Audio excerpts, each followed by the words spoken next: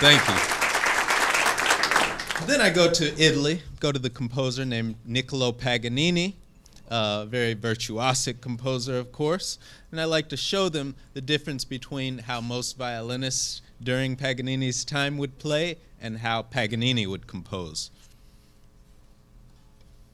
This is how most violinists would play.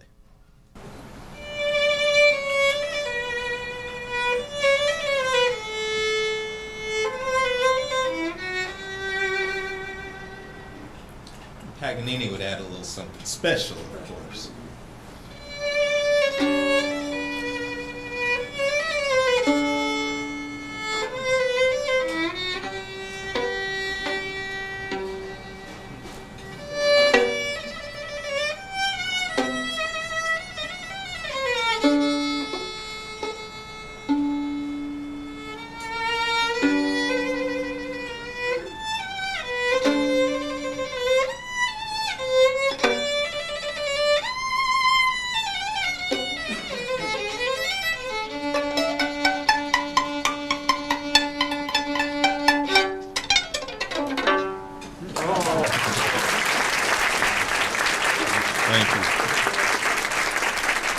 I like to show him usually one more technique by Paganini just to really show how creative this guy was. This is called the ricochet violin stroke from his Caprice No. 1.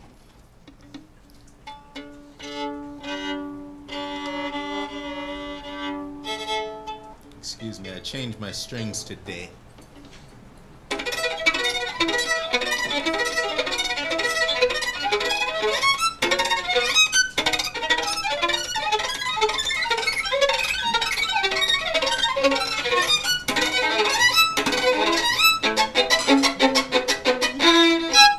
That's the ricochet stroke.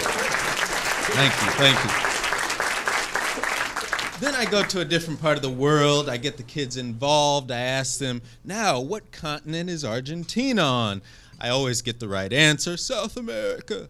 And then I educate them a bit how in this country of Argentina, there was a composer named Astor Piazzolla who invented the tango music. And of course, tango is a dance.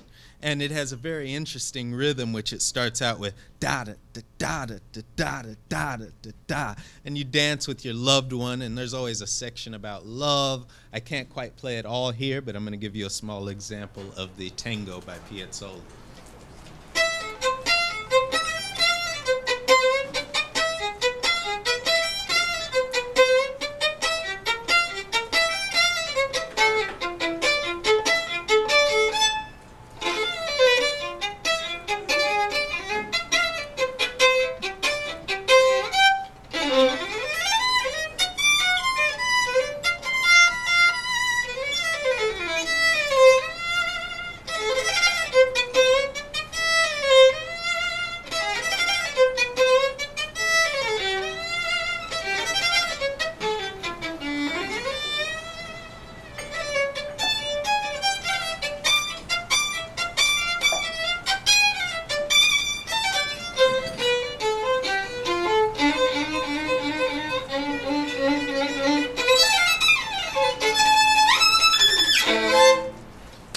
bit of the tango. Thank you, thank you. Then I try to educate the children as to what picture music is, because really all music can be quite creative and can give you pictures in your head, and you can imagine so many things. You don't just always have to listen to music. And the composer that really started this was Vivaldi with his Four Seasons. And I always started out by, who's heard of Vivaldi? Only one or two hands go up. Then I say, who's heard this? Every hand in the room goes up, pretty much. So I say, you've all heard Vivaldi then. And in the Four Seasons, of course, during the spring season, the birds come out and start acting crazy. They're and this represents the birds here.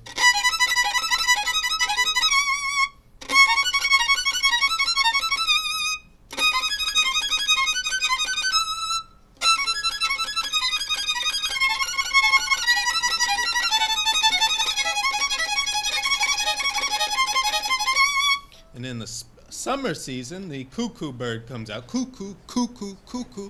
You'll hear the motif. Cuckoo, cuckoo.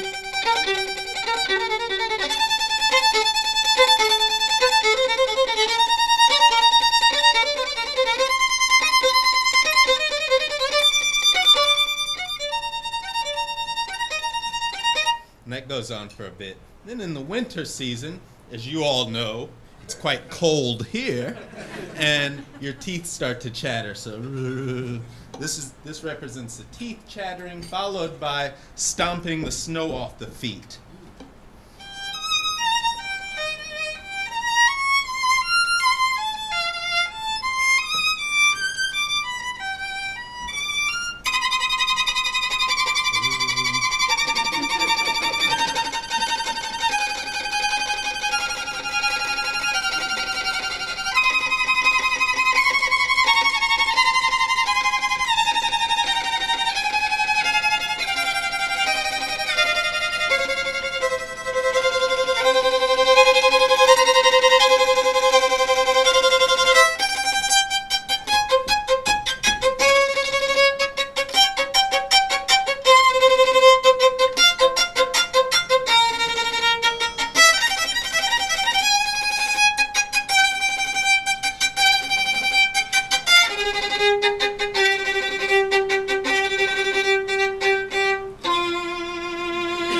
Then I move on from the seasons.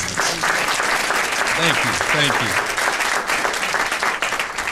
And then I like to continue with a bit of picture music. I usually play for them something that they can all relate to very well, which is the theme from The Little Mermaid. I usually have my little Dr. Dre Beats pill that they just came out with, which is about this big. Sounds like a big, huge boombox, though, in these gyms nowadays. Technology is going too far.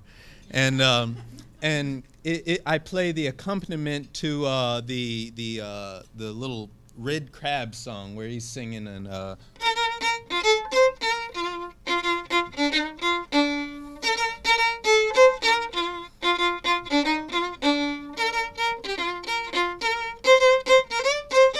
under the sea, the little red crab. And that really gives them a clear mental picture of something going on in music at that point. They really start to understand it at that point. Then I move further up north from Italy, go into Russia, and Rimsky-Korsakov, of course, composed Le Vol du Bourdon, also known as Flight of the Bumblebee, which is a very great piece when it comes to picture music, because you can just imagine the bee.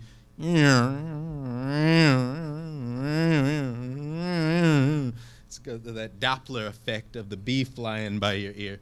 It's a very interesting piece and very chromatic, and I just love it.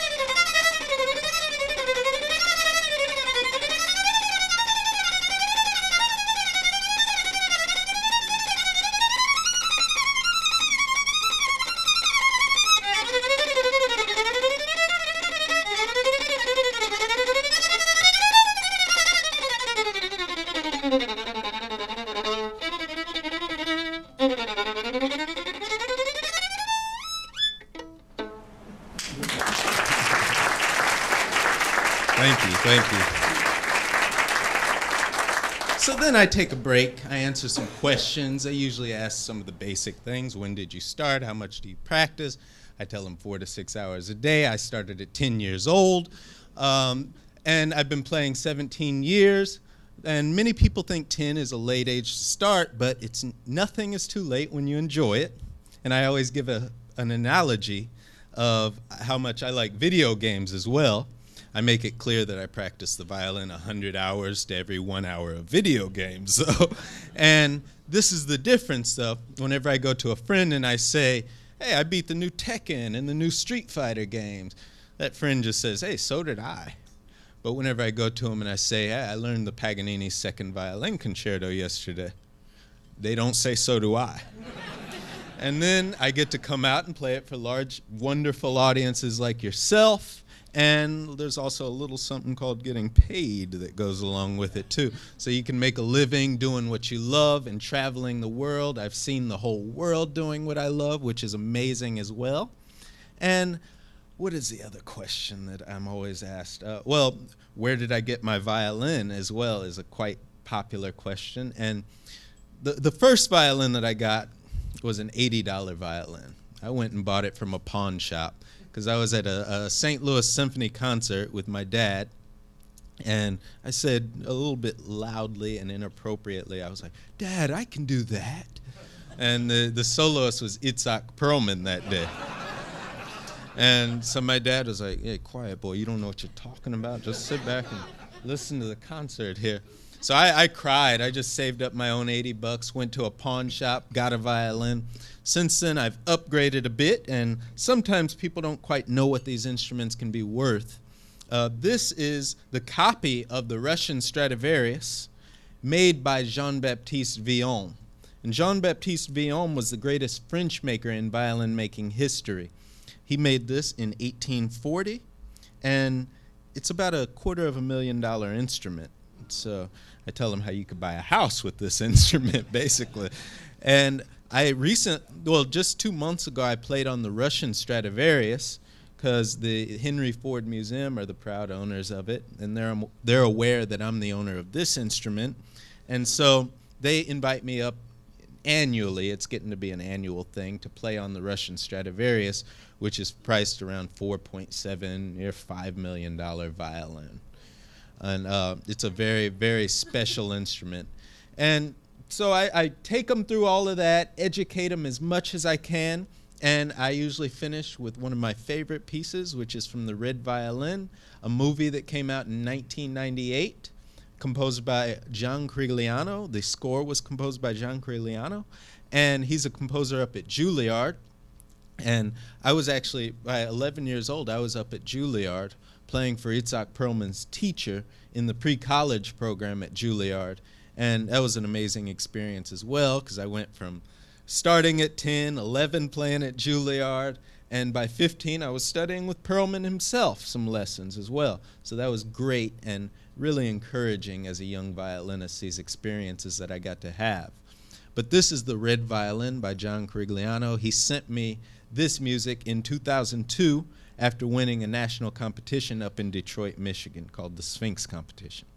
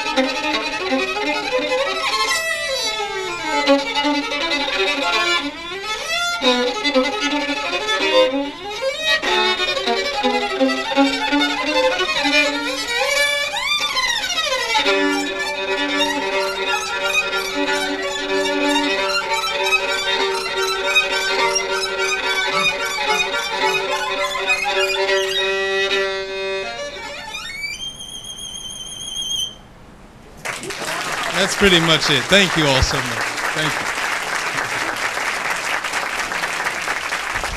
Thank you, Gareth.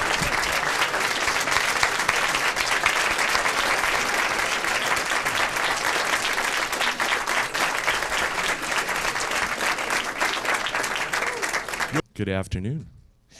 I think we're a poor little band of minstrels next to what you just heard. I think the program was put in reverse order. We probably should have been followed by Gareth, because that was wonderful playing. Wasn't it phenomenal? We're very excited to be here with you. We're going to sing a couple of pieces for you. And our concert coming up this weekend on the 27th at 7 o'clock at St. Raphael's, and on Sunday afternoon at St. Michael's at 3 o'clock in Galena, is all centered on the legacy of the British Isles in our community. And it has been a wonderful journey for us to look at the music of these fabulously rich cultures. So we're going to start with a beautiful little a cappella piece that was made fairly famous by the King Singers not long ago, called "'Tis the Last Rose of Summer." This is an English folk song that goes back many, many, many years, and we hope you enjoy this.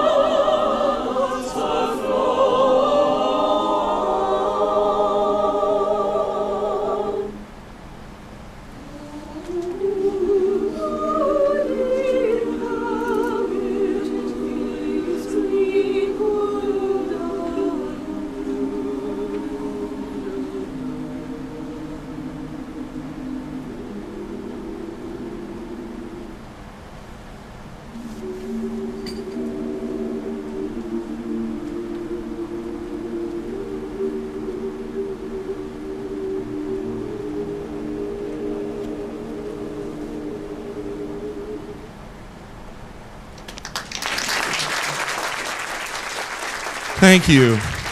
That was Trey Davis doing the tenor solo on that piece. I should have mentioned that, Trey Davis on the tenor solo.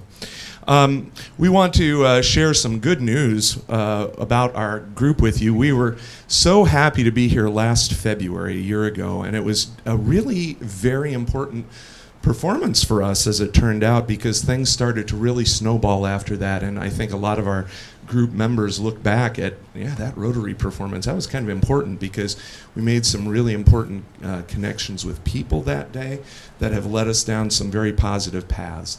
The artistry that we're trying to achieve now is, I think, at a very different level. And you can tell just from the beauty of the banners that are over here that our own Gary Olsen produced. For this concert, we are now doing not just a regular concert this Saturday and Sunday. We will have speakers. There will be a video screen that will show photos of historical importance to this community while we're singing the pieces, so that there's a thematic tie between what you see and what you hear. We have guest speakers representing prominent families of Irish, Scottish, and English background here. John Butler will come and speak on behalf of the Cottingham Butlers. Trish McDonald from A.Y. McDonald, that family. And Rory Mulgrew with Mulgrew Oil to represent the Scots. They will be coming to speak, along with John Eby from Loras College, Catherine Lawler representing the BVMs, to talk about all of the different threads of culture that have been brought here from the British Isles over the years. Meanwhile, we will sing sets of Irish and English and Scottish folk songs with beautiful visuals enhancing the performance. And we are very excited about this. We hope that it's kind of a different type of concert that we're going to try and do for the community this coming weekend. We're going to sing another piece for you now. Usually when we come and do this, or last year when we did a couple of songs from the musical Big River, which of course is based on the river here. And that went over pretty well, so I thought, well, we should do something Broadway again. So we have a couple of songs from the musical King and I that we're going to do for you now, if that's all right. I need Charlie to come up, though, because I need a page turner on this. Will you help me out, Charlie? Okay, so this is a couple of pieces from the King and I.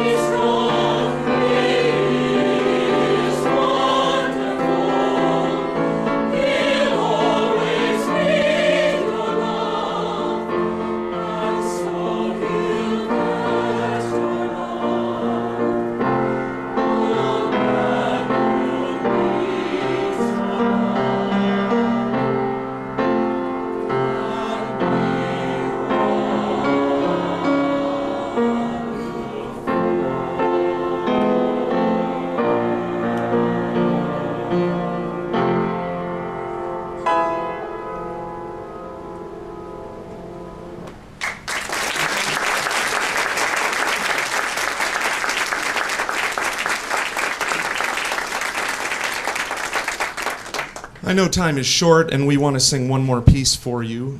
Just one other important piece of information that we'd like to share with you. While things are moving along for us in a very positive manner right now, there's more coming. This fall, we will be preparing to launch a children's choir program. And the children's choir will begin in the fall of 2014. We'll be hiring a director for that group sometime during the next 12 months, so that in the fall of 2014, our expectation is to have 50 4th through 6th graders that start a pilot program.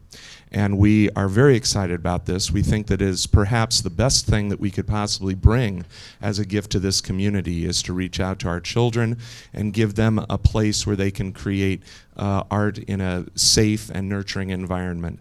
So we're very excited about that. You'll be hearing more about that. If you're interested in knowing more about that, please let us know. Also, on the tables, there are these beautiful maize-colored sheets. If you would be so kind as to fill them out, of course, we'd be very happy to have information so that we can keep you updated with all of our news and things as we move forward. Am I forgetting anything? Oh, blessed leaders back there. See, they pretend that I'm in charge, but really, they're in charge. So we're going to finish with an Irish folk song. How could we not, right? And I do this with some trepidation because the topic is a bit rough. It's the rakes of Mallow. Now, a rake is not just something you use for leaves. A rake is an old term for a young man who, shall we say, is a bit of a partier. And so you're going to hear the choir referring to all of the naughty things that these rakes from the area of Mallow participate in. They're, shall we say, hard-living young Irish lads, but filled with a good energy and good spirit. So thank you again so much for the opportunity to sing for you and interact. We'd be happy to say hi to you after our performance. And please do, if you can, come out to our concert this weekend. It's Saturday night, 27th, at 7 o'clock at St. Raphael's. Thanks so much.